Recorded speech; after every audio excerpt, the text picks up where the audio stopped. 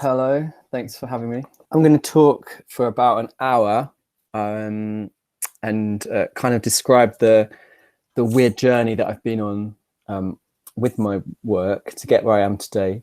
And then we can ask questions. You can ask me questions at the end. I'm from Cornwall and I went to art school for a bit in Falmouth. I was in the same year as Phil, one of your tutors. So that was very nice. And then a few years later, I also met Bridget as part of my other another side of my work, which is sort of more performance based. So they're kind of like the two ends really of how I started and what I'm doing now. I went to Kingston University after I did my foundation course to study illustration, and I wanted to go to Brighton, but my parents wouldn't let me go because they thought Brighton was too gay, and they were kind of worried what would happen to me. So I went to Kingston, and it was a bit commercial for me. That they sort of wanted you to draw caricatures of Tony Blair for the Guardian, which is fine if that's what you want to do. But I wanted to make exactly the same thing I'm doing now, which is papier-mâché dinosaurs and like little pop-up books and stuff. So I left there feeling a bit lost and not really knowing what I wanted to do, but sort of feeling like I didn't know how to get there.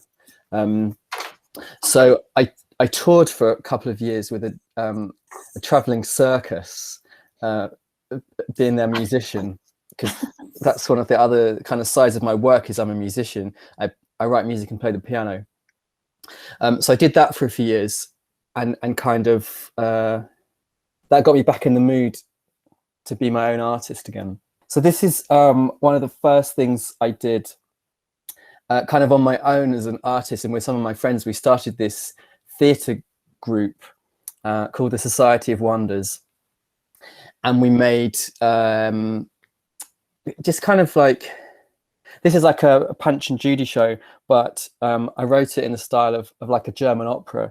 So that's me in the front, in the middle, dressed as a monkey.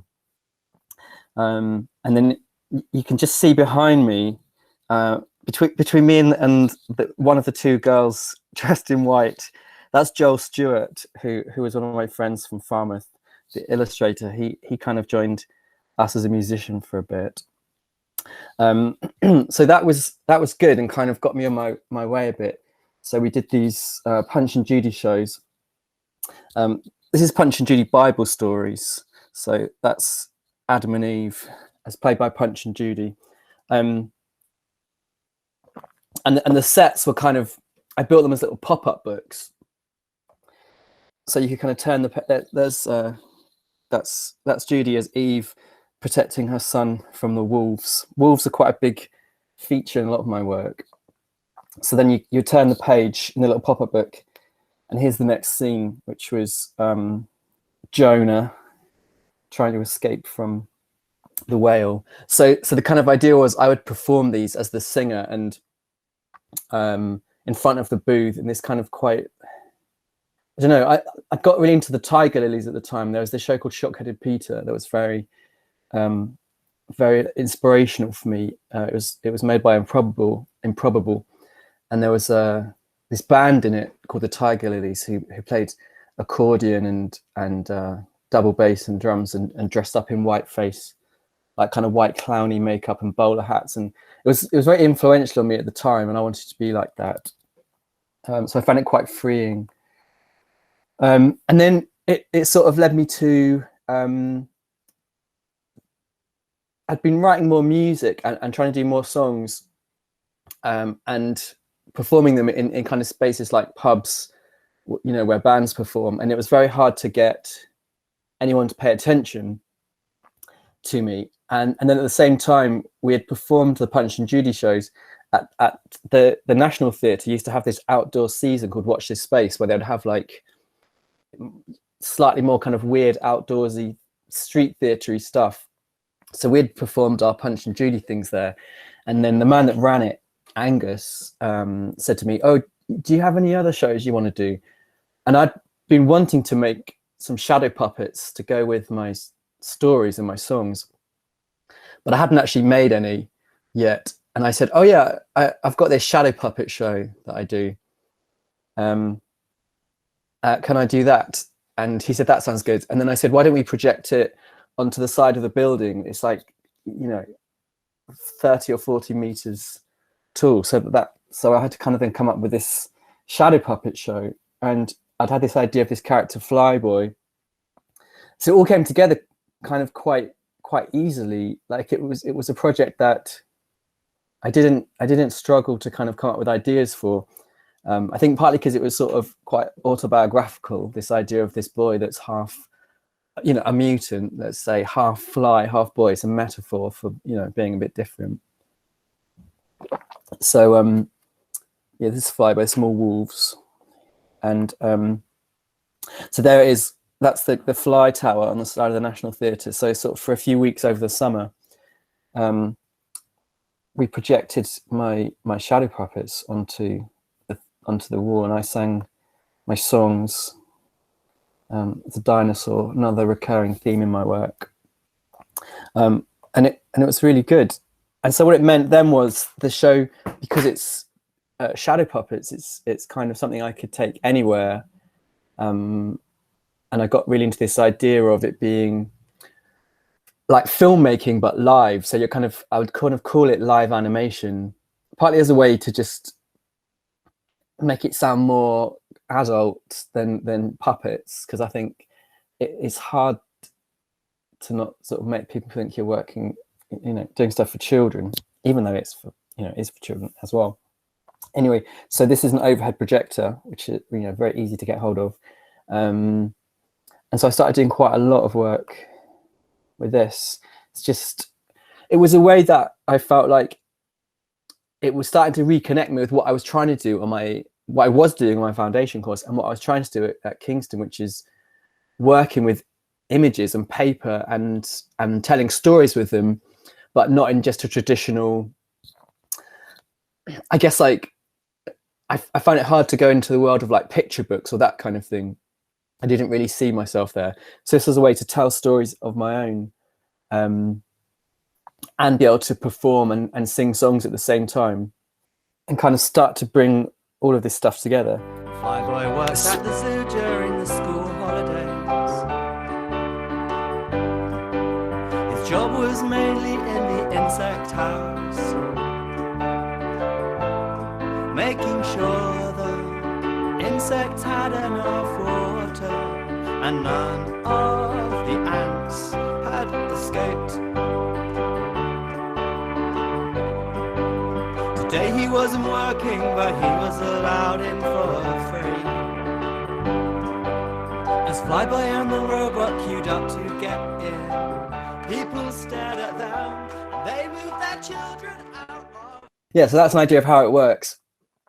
And so suddenly I got very excited with this show, because I could perform, I could sing my songs, which are about, you know, weird characters or weird stories, and people would pay attention because there was a screen, and people, you know, if you're in the pub and you're with your friends, I mean, you know, not now, but if there's a screen on, if the football's on or something, it's really hard not to keep looking at it. And so I was sort of very pleased that I'd kind of hit on this very simple idea of how to get my own shows in front of people,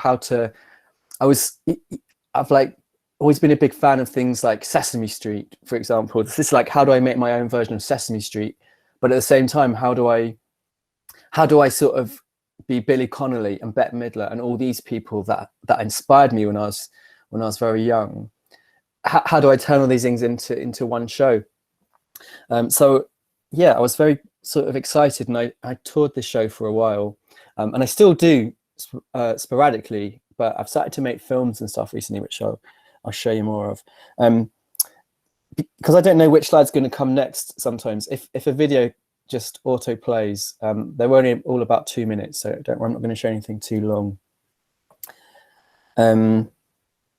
Oh, here's another one. But just then, from the dark trees surrounding the park, the robot ran down onto the playing field. The robot looked angry, the wolves looked scared. The robot grabbed the wolves and lifted them up. The wolves tried to bite him, but they hurt their teeth on his metal arms and legs. I like seeing your comments come up as well. That's nice. Thank you. So then what happened was that because at the time, this was probably about 2010, there weren't a lot of people doing puppetry based stuff for adults. It wasn't a very big scene, and it's kind of got a bit bigger now, but at the time, especially in this country, it wasn't a very big scene. So it meant if people Googled puppets, I would often come up.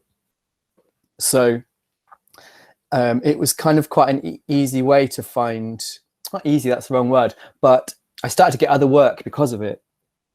So this slide is, I started to work a lot with this opera company in Ireland. I mean, I call them an opera company. It's a writer, John McIlduff and Brian Irvine, who's a composer, and they write operas, but they do lots of other projects. And they got in touch, and we started working together. And so they often, what they're very good at is getting funding, and also they do a lot of stuff with children, which means if you do live shows with a choir of 600 children, you're going to fill the audience. So I got to do shows in very big venues with them. This one's called Blue Bottle. There are the kids. What I like about shadow puppets is the flatness of the screen. So like this slide, for example, I would do a lot of things where you can kind of build up image. So this would start as a white screen, and then all these little pieces would get put down one by one, and the audience can see your hands on the screen as you do it. And to me, it's like a way of, it's sort of inevitable. People can see what's happening. They can see like, oh, this is a little cityscape that's going to build up. But it feels very much like the kind of books I liked when I was younger, kind of picture books, things like, as a sort of easy example, the Hungry Caterpillar. So it's kind of like, what's going to happen as you turn the pages, and it's an enjoyable journey. So I've kind of taken a lot of that way of storytelling into my work, using quite simplistic shapes. And this is trying to sort of be a little bit more experimental then with the work, working with dancers, and seeing how they can be more like little theatre pieces. I mean, I haven't done a lot of that since, but I was looking at these pictures and I quite liked them. I think as well, I just wanted to show them because there's something about using very kind of there's a graphic simplicity that I like, which I think if you don't put too much detail into stuff, it lets the audience embroider it in their own way and kind of put their own, they kind of add their own story to things. So then I started moving into a more sort of papier-mâché and kind of model making world of stuff. All this time, I'm playing with the idea of calling these live animations and they're theatre shows, but in my head, I'm sort of edging towards, I want to make films, I want to make animations, but I really like doing things for a live audience. So this show is called Something Very Far Away. It's probably from about 6 or 7 years ago. And the idea for this was we had on stage in front of the audience were all the little puppets and all the sets that were going to be part of the story. Everything was there. And then there were multiple cameras all leading to a kind of live editing suite. I'm doing that because there were little levers you could slide each camera on and off. And then there was a big screen. So the audience could watch the finished product, which would be the kind of film we were putting together. But at the same time, they could watch the performers with the puppets, and they could see all the kind of mechanics of it all, which for me I found very pleasing, because I think what I'm always trying to say with my work partly is like, I'm not trying to say, oh, look at me, aren't I impressive with my, puppet making skills or whatever. It's like, I kind of want to say, this is how you do it, and it's just about imagination then. Like, we can all make stuff and draw stuff or learn to, but it's like what you do with it. And I think that's what excites me. It's like coming up with stories and telling people stories. So by saying like, this is how it's all done, here are the puppets, here's the cameras, here are the people moving the puppets. I like that disconnect. I think it kind of goes back to like what I was saying about Sesame Street and the Muppets. I've always been a very big fan of it. And you would see on chat shows sometimes Jim Henson with Kermit, and Kermit would be here and he wouldn't have any legs, and Jim would be here and they'd be talking. But you'd believe that Kermit was real, even though you could see Jim Henson's arm stuck up into him. So you could see the mechanics, but at the same time, you totally believed in this thing. And I don't know, that's what I find exciting about communicating with images. I think it's one of the things I enjoy, and partly why I think if I ever perform shows with songs in, I kind of, with no puppets, I always slightly feel like I'm cheating the audience, that the only thing they can look at is my face. And I don't know. I mean, I know it's normal to be a singer, but this show, because I worked with someone else sort of for the first time as a collaboration, it meant a lot of communication had to be done. And I prefer communicating with pictures. And so it meant there was a sort of lot of drawing to do to try to explain what I wanted to make and how I was going to do it, which was quite fun. And it's something that I've kind of been thinking about a lot in the last few years, because I've started to make, which we'll come on to, I'll show you a bit of it. I've started to make lots of, well, not lots, a few music videos and things like that for, sort of big labels might ask you to make something. And I don't really like having to explain what I'm going to do, but they want you to, obviously. But I always feel that a drawing is its own thing. So if I do too many drawings and say, well, this is what it's going to look like, I've squandered all the spontaneity of what would go into the final product and making the puppets and everything. So I try and create, quite loose drawings in a very different medium to what I'm going to be making the stuff out of. So I can kind of convey a sense of the energy, more than anything, which so far seems to work. So yeah, things like this that are kind of, giving you the impression of what's happening, rather than like a very detailed technical drawing of what to expect. And the show also had a few little shadow puppets and things like that. And I started to add, this was that I painted directly onto the screen here. It was like a sort of scrolling long piece of wallpaper. And so this idea, starting to combine this idea of hand-drawn stuff with silhouettes cut from paper. So it's kind of, it's just the tools that are different. So this, I'm cutting out the silhouettes with a knife, but trying to do it very spontaneously. So I'm not drawing it first. So it's trying to create images it's almost like layered kind of Photoshop images, but without Photoshop, just in real life. So then the next project I did was kind of leading on from when I was saying that people started to see my work and reach out to me. It doesn't happen a lot, and it sometimes bothers me that I'm not getting like 100 offers a week that I'm having to turn down. But that's kind of what my career has been, really. I'll get like 1 or 2 a year. But there are often things that I think, I can't believe I'm being asked this. So this was the Science Museum, which one of my favourite places in London. They were building a new gallery all about the information age, they were calling it, which is basically the history of electronic communication.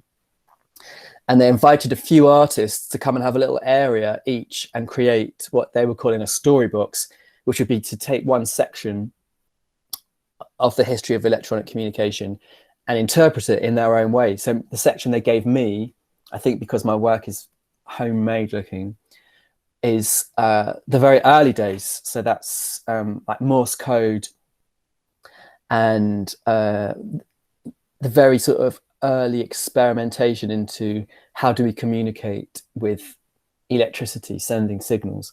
So one of the things I made was this Victorian style toy theatre.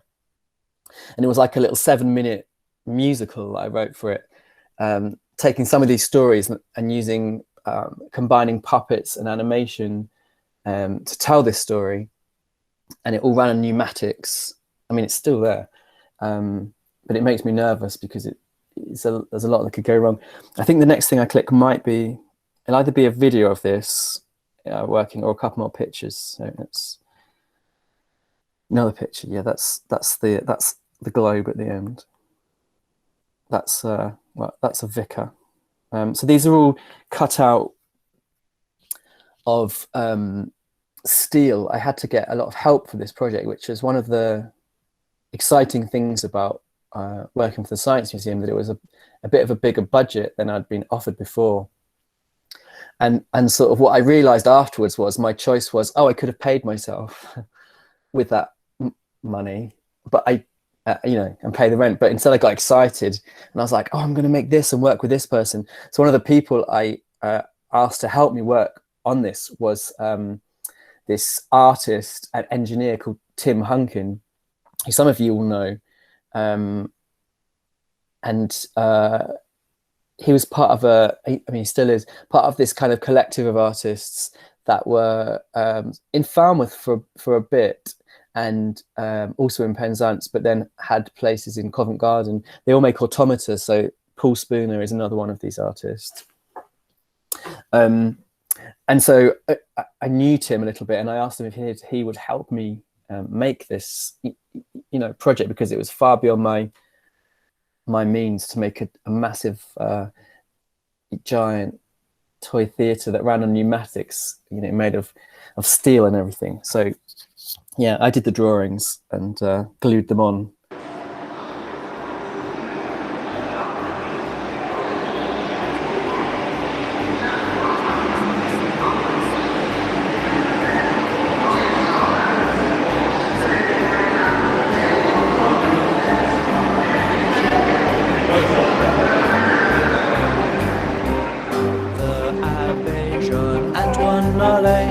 Took a homemade battery and touched it to the first monk in the chain. The monks were shocked, and it wasn't long after that the electric cable captured a murderer. John Towell came into town to murder his mistress, Sarah. She was asking him for more money, but slightly, unfortunately, she didn't see him slip the acid in her glass. She gave a little moan, loud enough that the vicar heard it. He chased John Towell all the way to the station, but unfortunately Towell jumped on board the train. Oh, said the vicar, and then, praise be electricity, because now a message could travel faster than a train. A murder had just been committed. So in 1847, an American sea frigate, the USS Niagara, set out to sea, carrying one half of the cable. Meanwhile, the other half was carried by a ship sailing from the UK. HMS Agamemnon.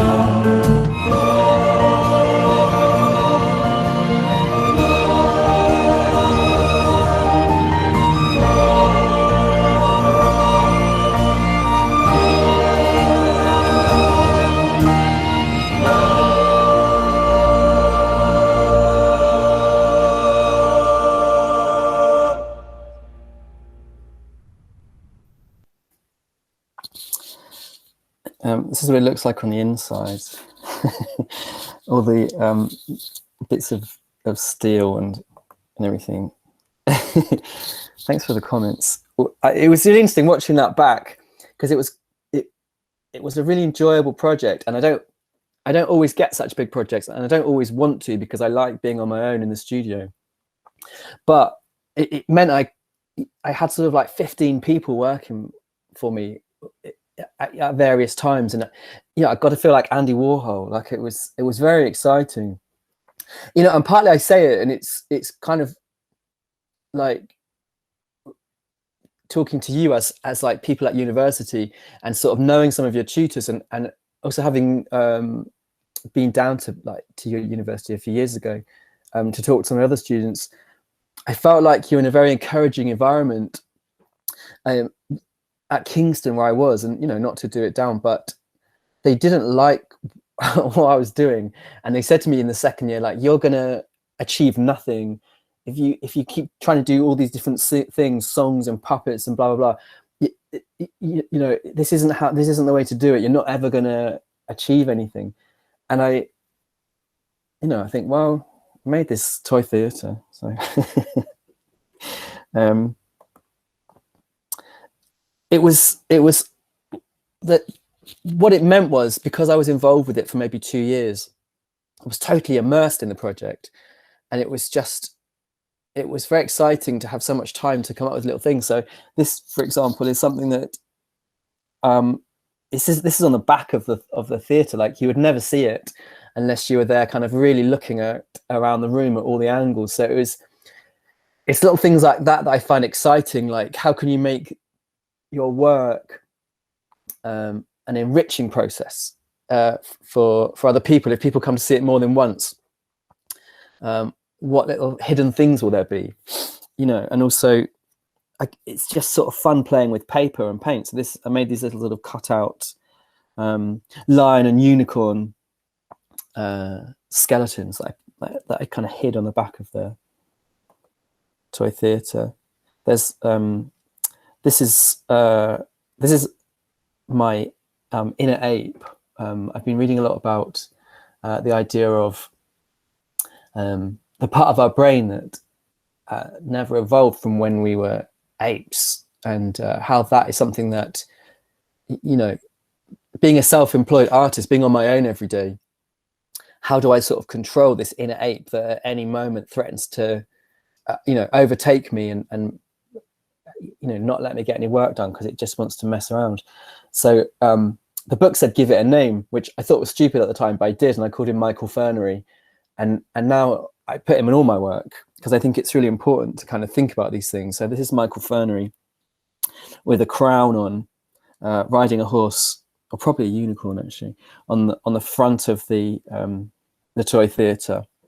So yeah, I'm putting Michael Fernery in a lot more stuff recently. I think probably having seen sort of Grace and Perry do something similar with Alan Measles, I was thinking, oh yeah, like these things are how we communicate to people, these little sort of totemic creatures. So I'm currently building a totem pole for Michael Fernery, which will probably finish sometime next year, because papier-mâché is taking me quite a long time. There were other things as well as part of the Science Museum exhibit. So I made a map of the world. It's all cut out paper, which is, I find it a very enjoyable way to draw, to use the knife as a drawing tool and just kind of go for it. So this is kind of stuck down. And then in the Science Museum, this becomes a projection screen. So we used it to project routes of where the cables went. It's not very interesting, but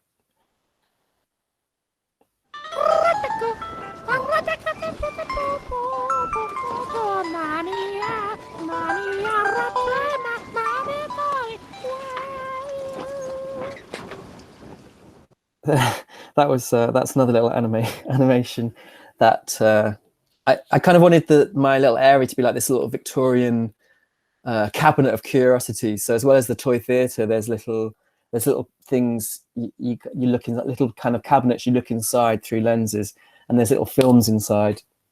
So this is one of them. The idea was for this that when you would send messages, telegrams or whatever, you would have to pay by the letter. So people kind of came up with code books as a way of getting around these rules. Yeah, so this one was just trying to explain that. The captain is insane. If you needed to send that from your ship, it was I think it was a 4 or 5 letter word. You would send, it wouldn't cost you as much.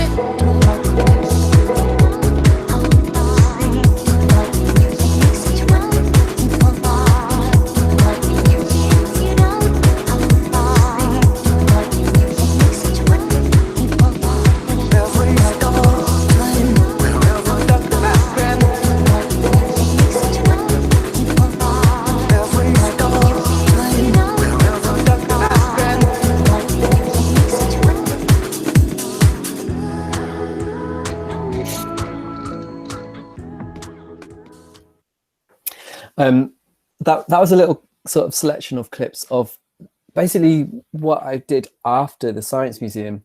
So doing animation was something I've always wanted to do since I was, very young, very small. And at the time, there were sort of, you could buy books.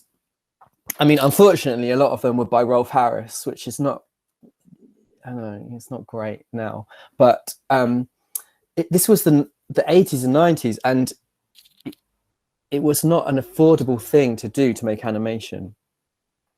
Unless your parents, as Rolf Harris would suggest, had a video camera, or my parents didn't have a video camera.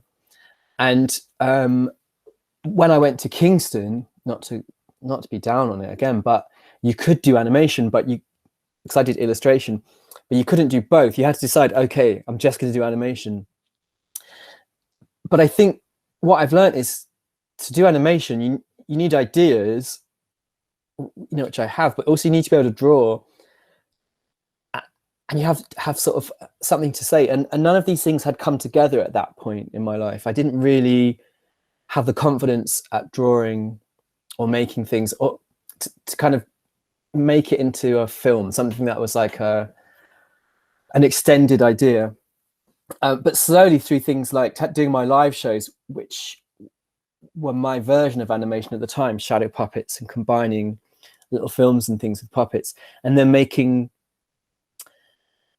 short, like 30-second, 1-minute films for this like the Science Museum project, I suddenly thought, oh, I think I can make a longer film, a music video length film. And so that's kind of what I did next, really. I saw a band that needed a music video, and I showed them my work, and they liked it. So I did that. That was Lead Bib. They're a very amazing British jazz band. And then I found a website where you could just pitch to record labels that were asking for videos. And the first one that I applied to said yes, which didn't set a precedent. Not very many of them said yes after that for a long time, but it kind of meant suddenly these films, these music videos existed, and they're on the internet, and you know, suddenly I'm someone that's making animated music videos, which means the more I did, the more I'm able to kind of show other people. I'm just going to click the next slide. It might be a video, or it might be. It's another video. Stop the rain from coming down, we're heart from breaking. Here's a simple song, it's never gonna turn this day around. Stop the earth from shaking. It's just a simple song, nothing right or wrong. You can sing along if you want to. Well, I know it's not been easy, but easy ain't worth singing about. Hey, I know. That was a film I made for Passenger. I mean, what's occurred to me, sort of showing you this work now, is I feel like I'm only starting to reach a level in my work where the confidence that I feel, I'm able to communicate it to people. So I think when I was a little bit younger, I had all these ideas and things I wanted to make like this, but it's very hard sometimes to say, yes, I'm going to do this my way. And this is why I don't do a lot of commercial work, because I'm not good at what you would call compromising.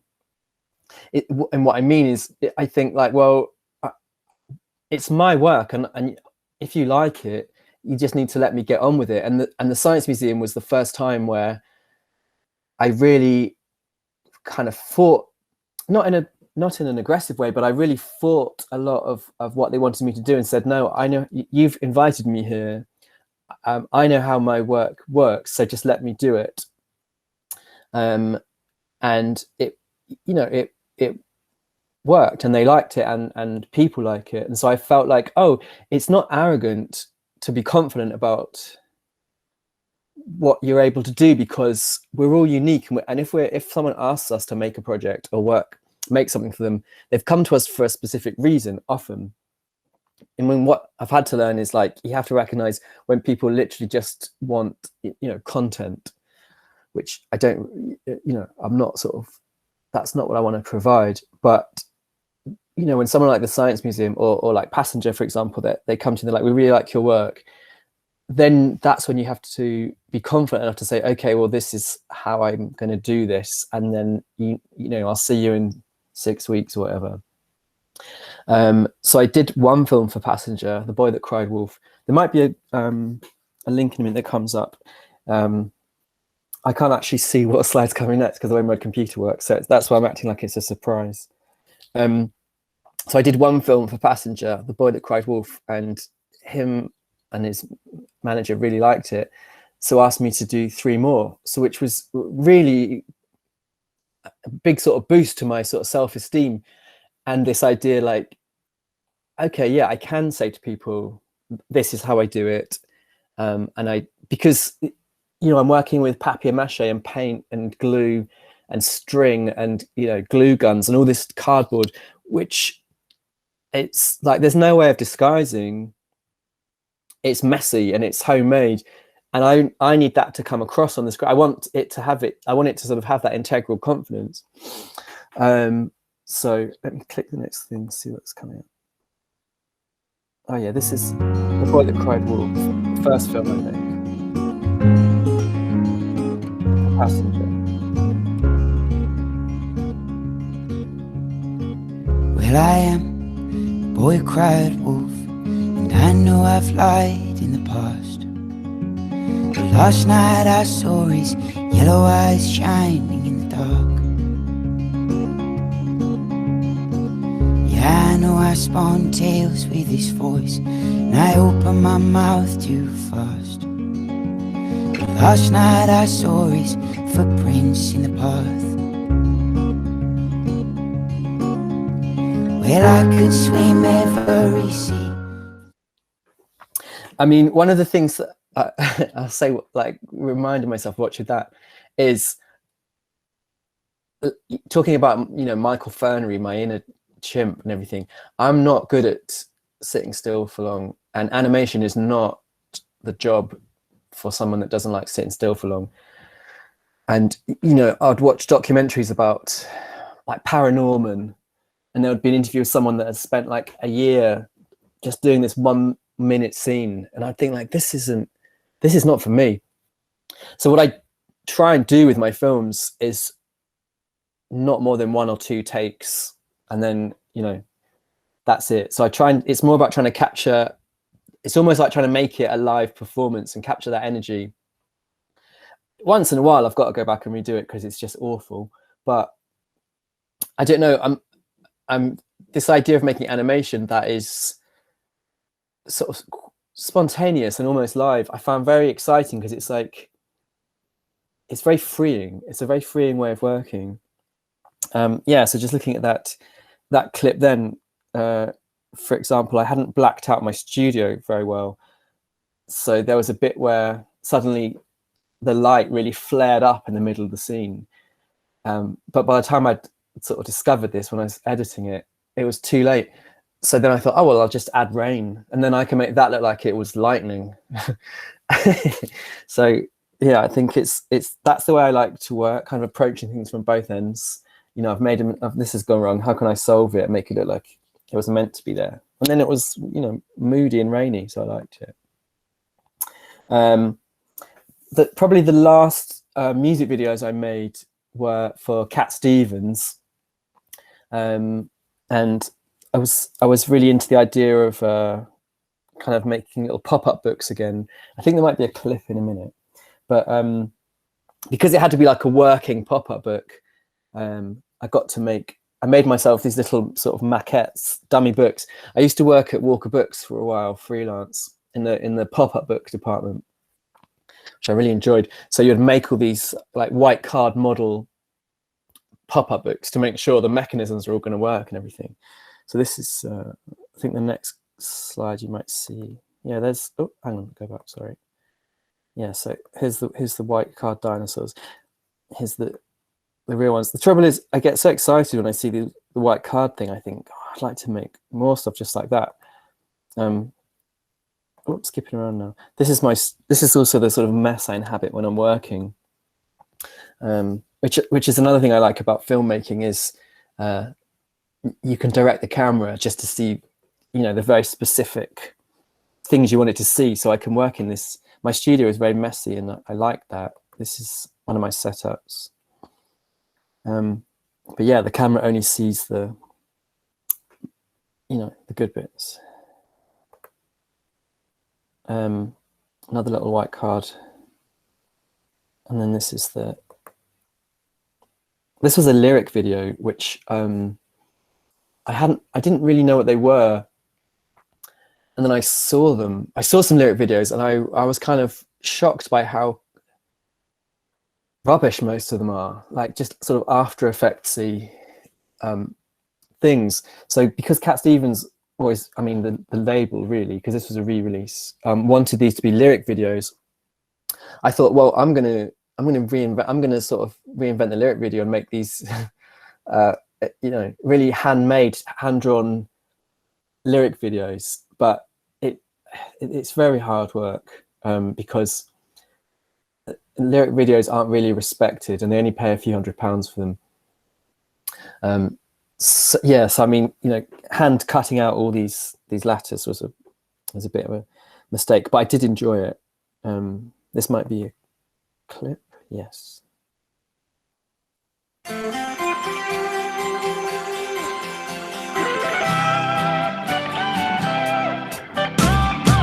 Wanna buy you a toy heart that you can destroy, put it in your pocket for fun. Unbreakable heart, just another little toy heart that you can enjoy.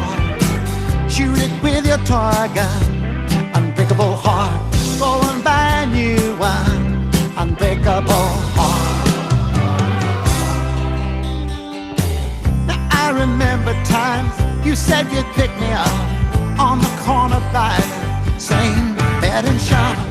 I'd be waiting there, going nowhere, nothing to do but wait for the rain to stop. Then you ring me up again for some new disco. Said you felt alone, would I like to go? I was such a fool, but I just couldn't say no. Now I changed my heart. Gonna buy you a tall heart that you can destroy. Put it in your pocket for fun. Unbreakable heart. Just another little tall heart that you can annoy. Kick you out when you're down. Unbreakable heart. Like the blue paper and run. Unbreakable heart. Those nights of making love, you were like a distant dream. Tears in your eyes saying, please be good to me. I was all before, now it's me no more. Every little tear you made me cry, gonna come back to you someday. Every little word that you lied. Now isn't it strange that there's only one love and there's only one girl in the world that you care for? Isn't it strange that there's only one girl and there's only one love, and that's all you think of, and it's her. Gonna buy you a tall heart that you can destroy. Put it in your pocket for fun. Unbreakable heart. It's another little tall heart that you can enjoy. Shoot it with your toy gun. Unbreakable heart. Like the blue paper and run. Unbreakable heart.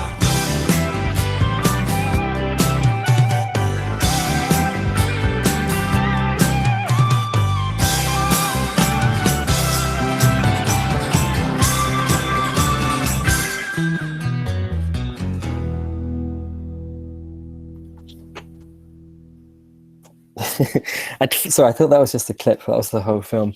The thing that made me laugh watching that was when I said you have to be very confident about standing your ground. So I explained how I wanted to make this film, and I did lots of little drawings. And I said there's going to be this pop-up book, and you're going to see this hand turning the pages and operating all the little things. Where it's like a children's, it's like, imagine this being told a bedtime story. You've got this children's book, and I kept saying so that you'll see this hand turning the pages. And I made it all, and then Yusuf Cat Stevens, really, when the label showed him, really liked it. But he said, I don't really like the hand. Can you remove? Is there another way of doing it without the hand? It's like, I've just spent 3 months making this. I can't remove the hand. And that was the concept of it. But I think it's because I don't know, maybe it's my little sort of hairy monkey arms coming in, turning the pages. But anyway, I said, no, this is it. So,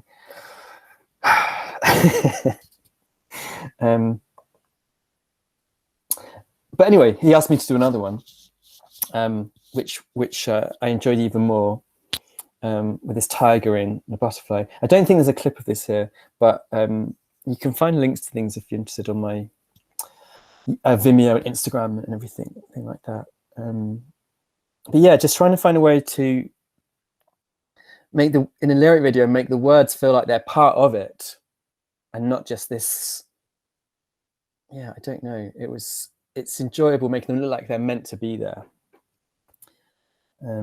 Yes, this little tiger. It's the last one I did for him. Oh, maybe there's a little clip. Oh. Sometimes love is just a kite string, a heart-shaped tattoo, and holding on can be so frightening. I know she's frightened too, but I go dancing out in the thunder and lightning, if she will too. If she tells me she will too.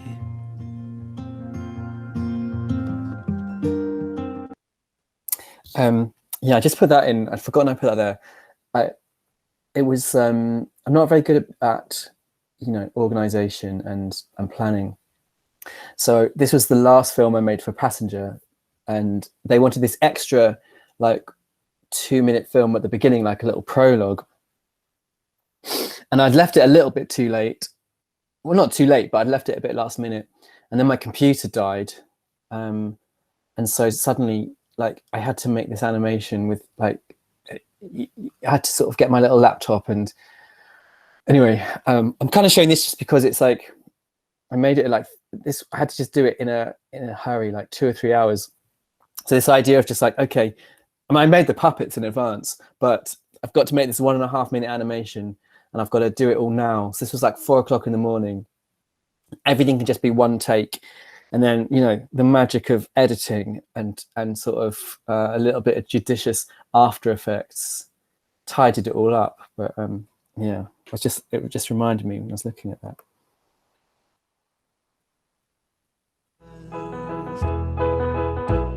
Stockpiling sausages, stockpiling sausages. All she bought were sausages, lots of sausages,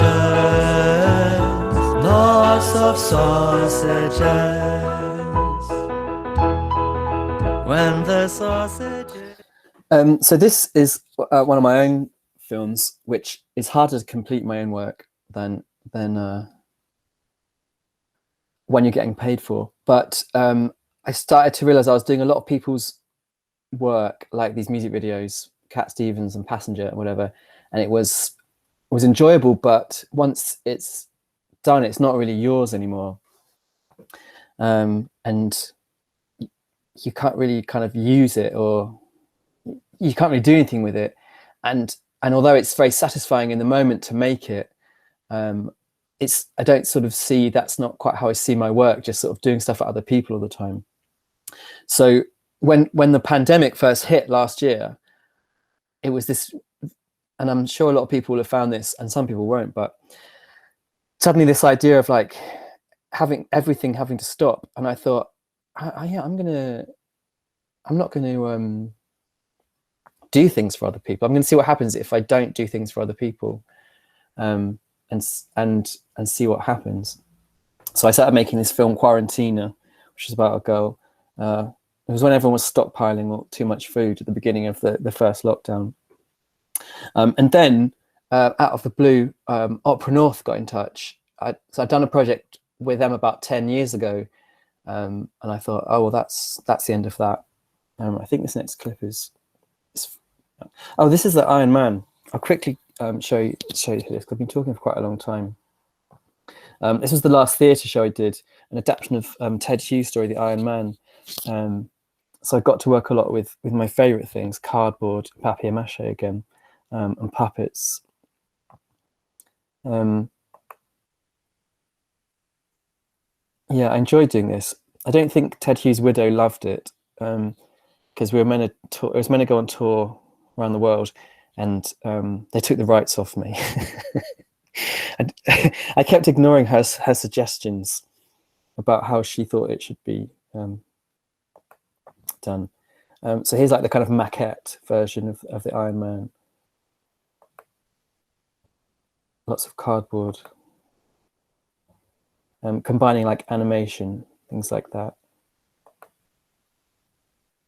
And over the kind of run of the show, it would, because it was made of cardboard and would get knocked around a lot, we would just repair it. So it meant the audience, as it went on, we got to see this kind of like really patched together.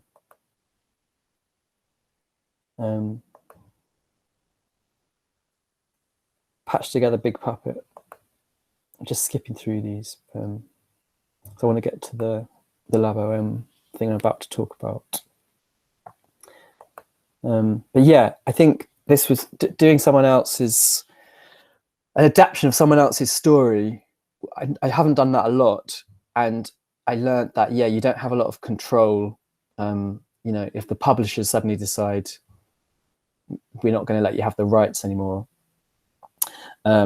so yeah, I put probably 3 years work into this, and I sound like I'm down on it. I'm not, but it was, you sort of, that's why I like making my own stories, like my flyboy characters and things like that, is that it means you've kind of, you can kind of work on this project forever then, which is what I like doing. There's the little boy. What was nice was the theatre I did it for were very, very into me and let me do what I wanted.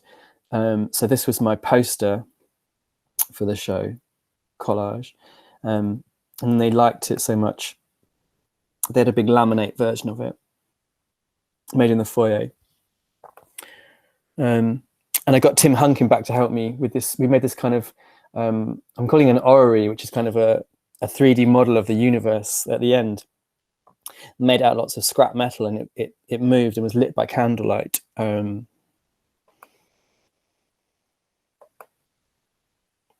That's my little plan of how I wanted to make it. It's a cardboard version of, this is the sort of, if you know the story, this is like the dragon bird thing that the Iron Man has to fight. And then there's Tim Hunkin helping me make a version out of tin, recycled olive oil cans. There it is, flying around the globe. Yeah, so this is the last project I did. Opera North, out of the blue, got in touch with this idea of a COVID-safe outdoor version of opera, where I would make this animated adaptation of La Boheme, and we would screen it outdoors, and people would watch it with what they called silent disco headphones, but I think that's just headphones. And but the tiers kept changing, and we never actually got to show it outdoors. But I got to sort of make this. I just got to be by myself in the studio for kind of 4 or 5 months and really think about this like 25-minute film, which is the longest film I've made, and really kind of hone this very detailed, like cardboard cutout animated film. There'll be a couple of little clips, I think.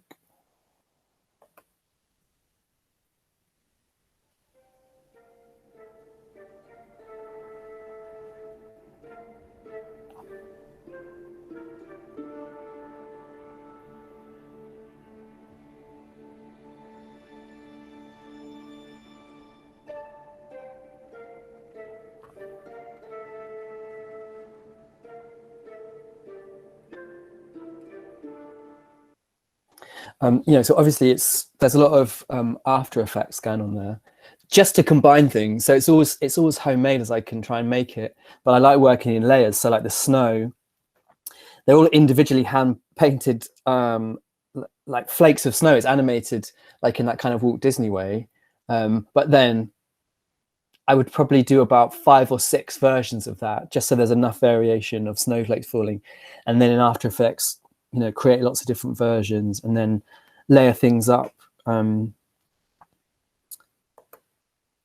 another little clip of that.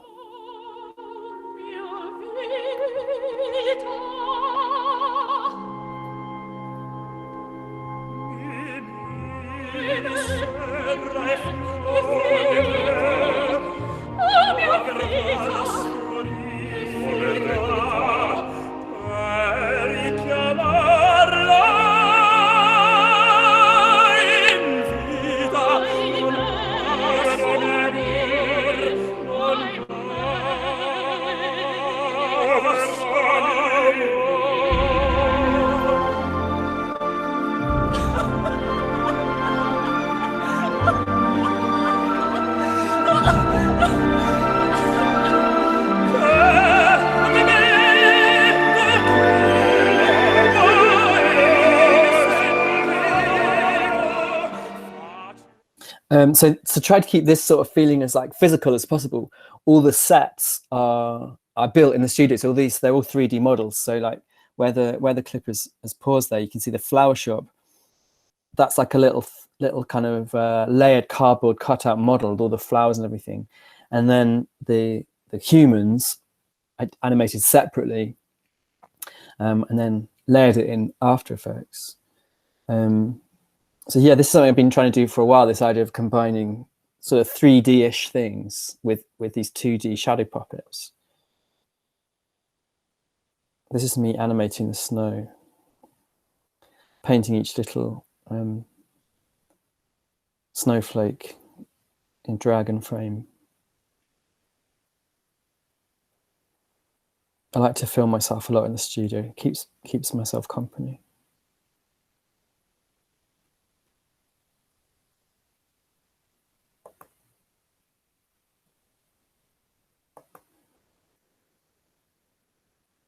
It's a couple of stills from it. And this is kind of the last thing I'm doing now, which is I'm trying to just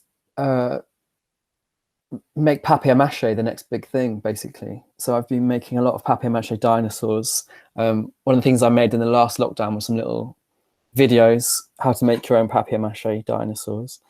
That's the T-Rex. There they are. What I've sort of been learning is they're quite hard to, if I had the reputation of a David Shrigley, I could probably sell these for quite a lot of money, but at the moment it's hard to make papier-mâché seem like it's got value. So I'm putting gold leaf on. Oh, what's this? Oh yeah, I've gilded some of them to make. This is my. I almost have convinced myself I know how to make things out of metal now. Yeah, so this is kind of my next project. Is going to be a lot of papier-mâché. Papier-mâché. That's amazing, thank you. It's really exciting. I think really enjoyed that. Some of the puppets from the animation. So this is from the Yeti from the Passenger film. Oh, lovely. So it's kind of quite traditional in terms of like it's got one of those armatures inside, you know, so you can, but it's kind of still in my own slightly homemade way. I mean, obviously I don't have to explain how animation works. Everyone sort of knows that, but I thought I'd show you the scale of it. And then the film I was just showing you, La Bohème, they're kind of more like this. So little cardboard nice puppets with pivots on, and so it's all very, you have to kind of think in terms of like, okay, a shadow puppet can only move in one direction, so you often end up having to build lots of different versions of the puppet to tell different parts of the story.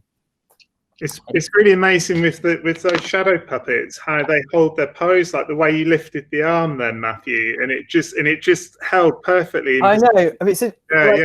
Usually they would be on a, I'd have it like on a light box, but there's enough sort of stiffness in the, that, I mean, it would probably start to wilt after time if I was trying to animate it. But that's one of the things I want to experiment with. How can I make an animated shadow puppet film that is all literally happening in front of you, so all the puppets are, you know, upright? And so I'm going to try and do that next, I think. Awesome. Cool. So Shri, who's there says super amazing work.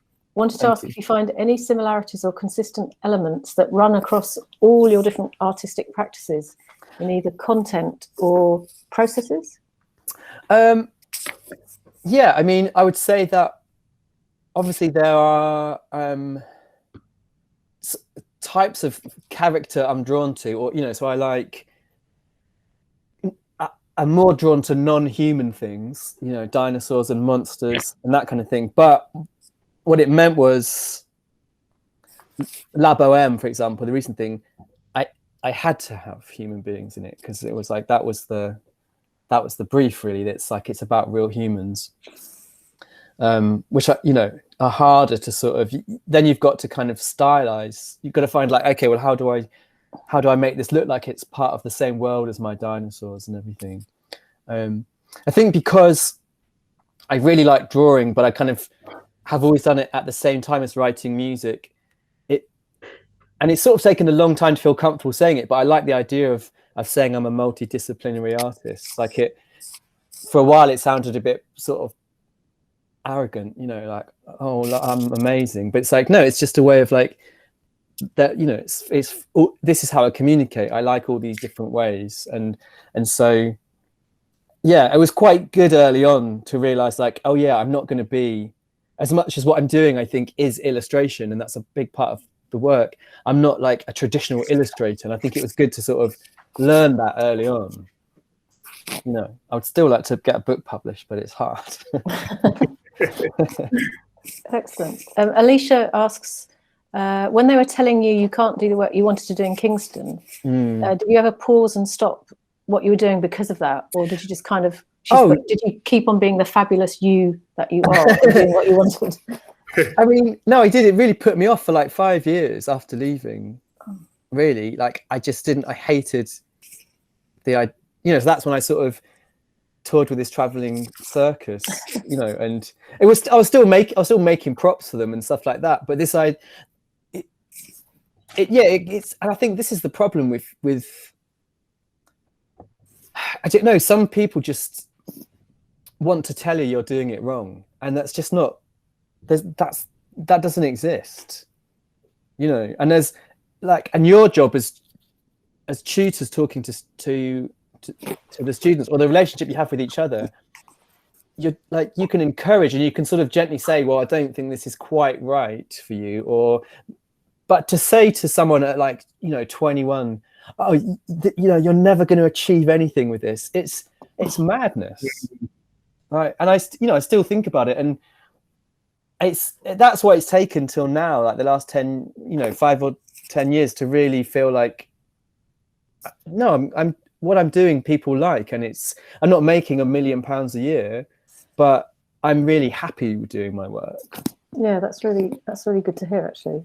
I was going to ask really quickly, sorry, Bridget, just related to what you were saying with Kingston, and they're obviously very lucky to have you as an alumni member. Have they ever invited you back like that? No. I think I honestly, I've done, not to brag, but I'm the only person from my course that's achieved anything. I've worked with Cat Stevens. I've worked with Tori Amos and Cat Stevens. I've got my work in the Science Museum. I don't know what more I need to do to get a mention in the magazine. Matt, you should scare them with a big looming shadow puppet or something. Get down there. Creep up behind them and. Yeah. I mean, I should have gone to Brighton. It was much more. It looked much more fun. I was supposed to go there as well, but there was too much partying going on. So I did go there. So you did. Oh well, there you go. It was going on YouTube. Oh yeah. Well, we better leave that off. Yeah. I don't mind. Honor says, great to hear about your work. She's wondering what your preferred form of promotion is, being a multidisciplinary artist. Do you mean like promotion on a social media website? I guess she means that. Yeah, it's really hard. I hate it. And this is the thing. This is partly why I say I don't earn $1 million a year. I don't know how to promote myself, and so the work has just kind of found itself, like one project led to another the whole way through. And I do think if I was better at this, I've had Instagram for, I don't know, 5 years. I haven't even got 2,000 followers. I don't know I don't understand how to reach people, partly because it's the most fun part of the job. Yeah. But it's true, you do need to treat it like a bit of a business. And it's something that I think about more, and sort of, not to make this too serious, but one of the things I've been doing recently is seeing a therapist, because of things like having been brought up to not have a lot of self-esteem, like my parents saying you can't go to Brighton because it's too gay. Growing up with that kind of environment, it's like your self-esteem doesn't always blossom. So it's been very interesting seeing a therapist recently, in that it's like, oh, no, I feel confident to tell people about what I do. And so, I don't know, I think it's a strange time, because suddenly there are all these things like Instagram and whatever the newer things are, but you really have to know how to use them. And it's almost like another job. And I still just think like, oh, come on, surely people will just Google, cute puppets. I did I enjoyed your last Instagram post, shamelessly asking the Natural History Museum to. I know. I just thought, I don't want to come across like I'm sort of a lunatic, but I just thought you've got nothing to lose just by asking people. Oh, absolutely. But maybe there's a way of doing it without looking too desperate. Oh, which one of your projects is closest to your heart? The Lab OM that I just did, because of the time we live in now, where it's important institutions are recognizing, okay, we have to be proactive in being more diverse in how we represent people and that kind of thing. The sort of head of project at Opera North said, this opera Lab OM is about straight people, so we probably need to change that a bit. So would you like to do that? And I was like, oh yeah, like definitely, this would be really good to put a gay person in it. So we changed one of the characters, Musetta, to Musetto, a boy. But then suddenly I was like, I suddenly felt very vulnerable. Like, this is the first time I've not hidden anything to do with sexuality behind a monster or a mutant or a dinosaur. Like, oh, this is a real human being. And I'm going to now suddenly be very vulnerable because I'm probably going to put a lot of myself in this. So it was a very moving thing to do that. And that people responded really warmly to it. So that's something that's quite close to my heart, because it's like, oh, I can do this, and I'm not going to get told off, or Oh, amazing. Yeah, so that was interesting. I found that enjoyable. Matt, sorry, it's a bit of a worky thing, but I just wondered, had you been in contact with Passion Pictures before? Do you know them? No, not heard of them. Okay, well they're the guys that did Gorillas and stuff. So they're animation, but they do such a broad range of write that down. Animation stuff. And I think with your title sequencey stuff, some of the guys were putting that in the chat. That it felt like the beginning of a film. Yeah, I really loved your storybook one where I popped open. It was just like I wondered where it was going to go next. But I think they're really they're really broad. Like agency, and I think that I think you just on a worky thing. Just definitely get in touch with them and show them what you're working on. Oh, that's really useful. Yeah, I had because I had an agent for a bit, sort of my work in general. Yeah, they're not so much of like they're still an agency. They make it. So they'll have you in. Because I was wondering whether there's an artist. My wife was a post-production producer, so she worked with Gorillas and Tim Hope as well. Do you know Tim Hope? Have you ever heard of him?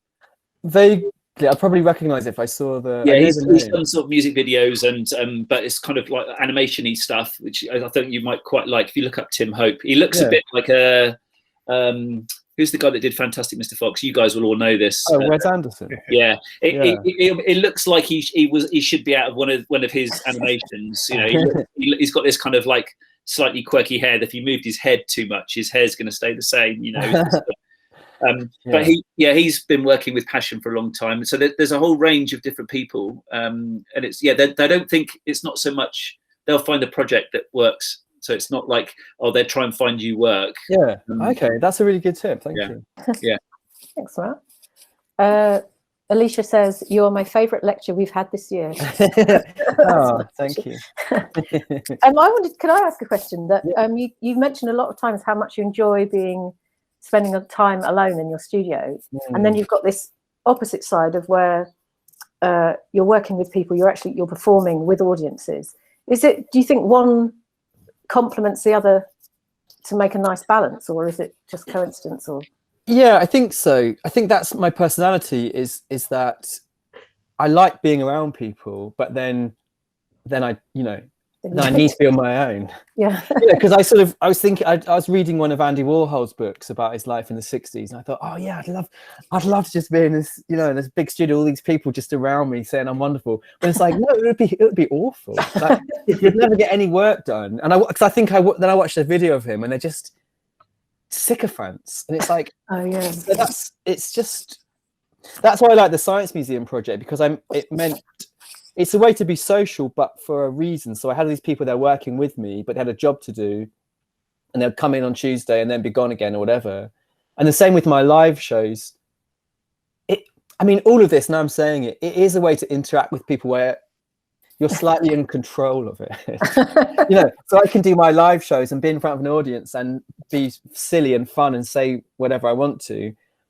But it's different to sort of being at like a party or something. I'm like, oh no, like I've got to talk to people. I did notice. Sorry, go on. No, I wasn't going to say. So, there is one helper that kept popping up in many of your photographs. Do you? And I saw with the working the OHP, when Tim was working the OHP for.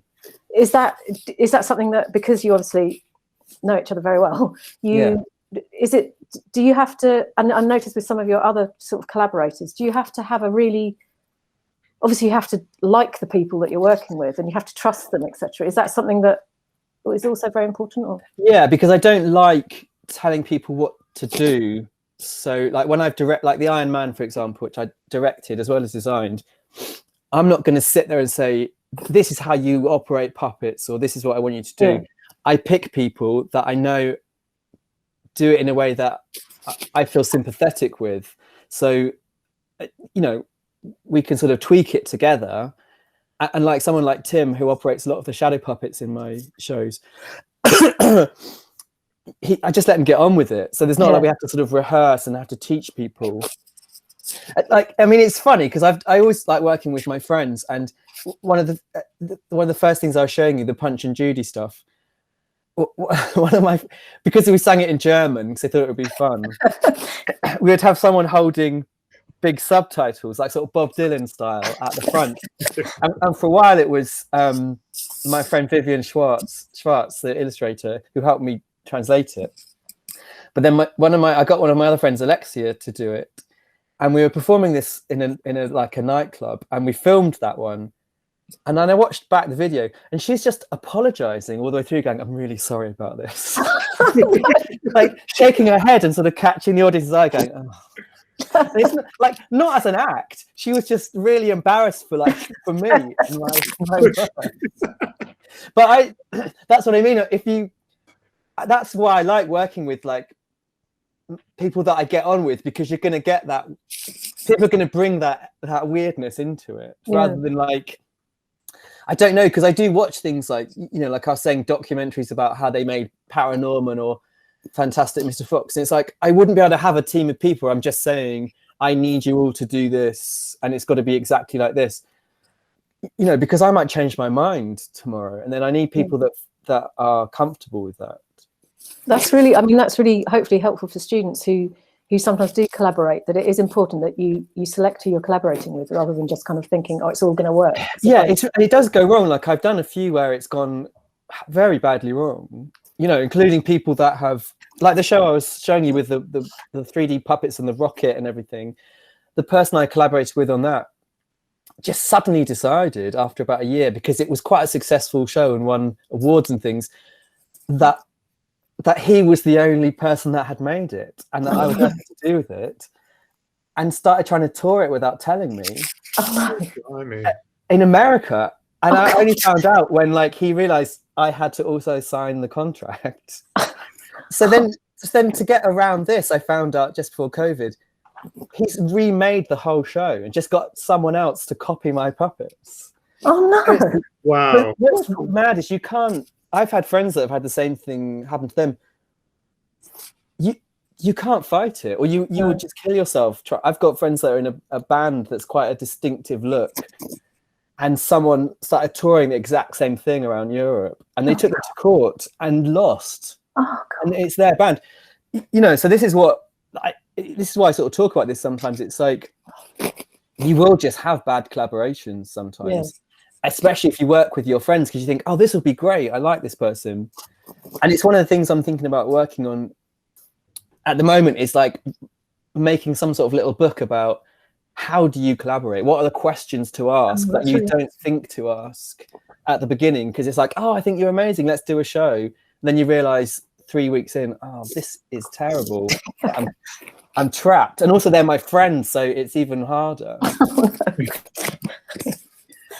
Matthew, sorry, could I just say something as well? I just wanted to say thank you for the presentation. Anyway, I think what was really came across, and I think, well, I really felt it was like your honesty, and even when the like the fallibility bit, and especially for all the students, that sort of pressure that everybody's under to be something. And I think when you've chosen, and it's a reminder about that, finding the hooks of the things that you're making the work you want to make, and the disregard to kind of trying to be jumping for everybody else. You are consistent with that, so people have found you, and people do obviously like your work. And I think just that whole thing of forgetting the hand thing, it will, can you get the hand out of it? And it was just like, oh my god, I've had that in brief as well, and things like that have happened, and I can't believe that they actually said that to you. But it was just, it happens to everyone at all levels, I guess, as a student and all those things. But I think it's just the thing, if you're a nice person and you're honest, those people will gravitate towards you, and the ones that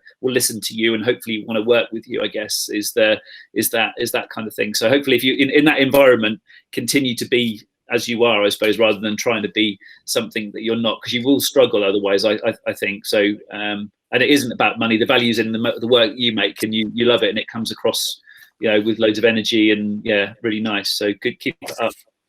Oh, thank you. Oh.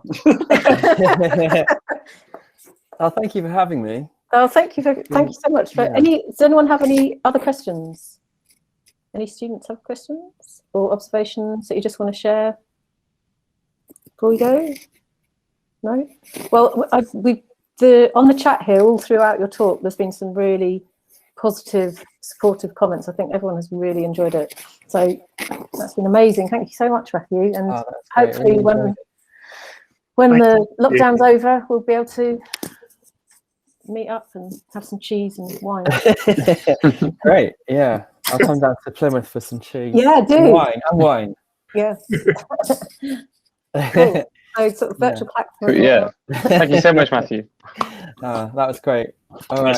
Thank you. Yeah. Thank you. Thanks all students for coming. You're welcome to. They're all saying thank you. I'll just stay and read the comments. Yeah.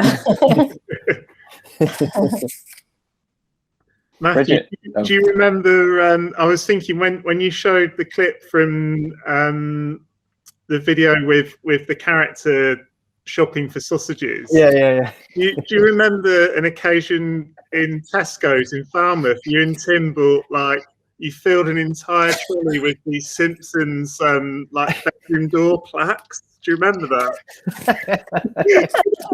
Buy them. I think they were really cheap. So you decided you were going to buy them for people to give them as Christmas presents. So you were going to customize them and everything. But it was just this really random experience of being in Tesco's with you both with this shopping trolley. I was like, are they really going to buy this? I bought a lot. Yeah, I mean, I don't remember, but it sounds like the sort of thing we would do.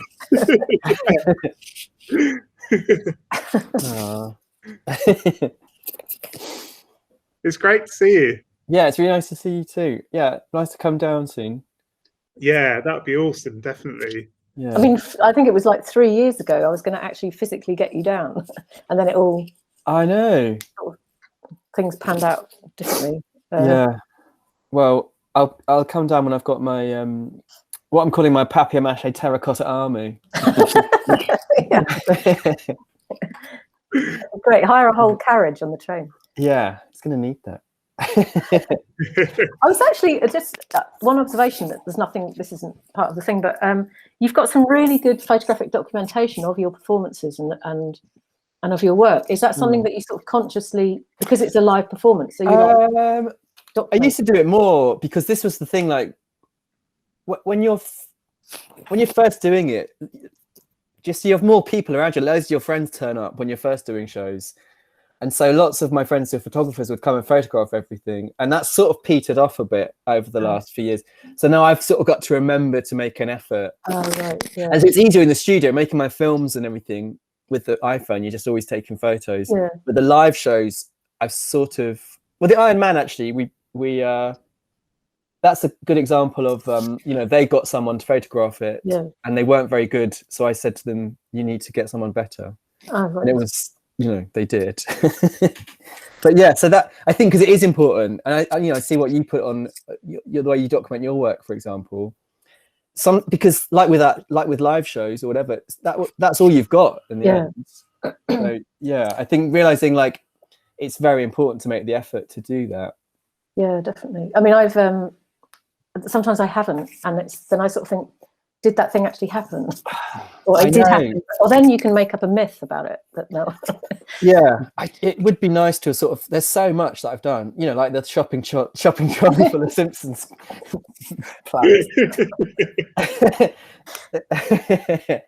Oh, amazing!